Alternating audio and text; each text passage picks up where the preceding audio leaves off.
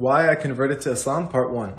Okay, so the first thing I'm going to talk about is the preservation of the Quran. So the primary method of preservation is verbal, so through memorizing, recitation, things like that. And what's really cool is this concept called ijaza.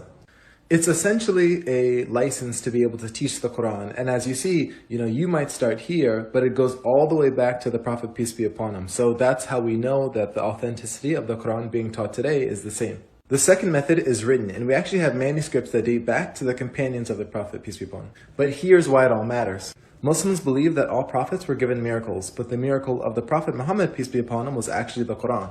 Allah even says in the Quran that He's going to guard the book from corruption and guarantee its authenticity.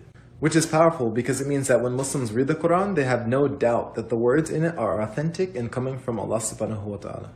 Why I converted to Islam? Part 2. So science in the Quran is a pretty big theme, and there's 3 topics I want to cover: the universe, geology, and embryology. So when I was first researching Islam, what I found really interesting was how this Quranic verse aligned with the Big Bang Theory, essentially talking about how the universe started off closed and then opened up. Similarly, we have the expansion of the universe, which Allah calls out explicitly in this verse below.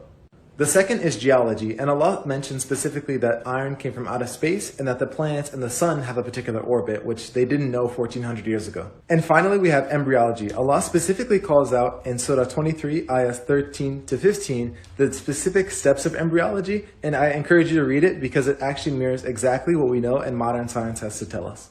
Keep in mind all of this coming over 1400 years ago to a prophet who couldn't read or write. Why I converted to Islam? Part 3.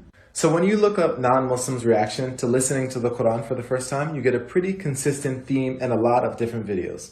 Almost always people will describe listening to the Quran as peaceful or putting them at ease or even making them feel more calm. And before I accepted Islam, just listening to the Quran gave me a feeling of peace, and I felt at ease and like it was definitely the right religion.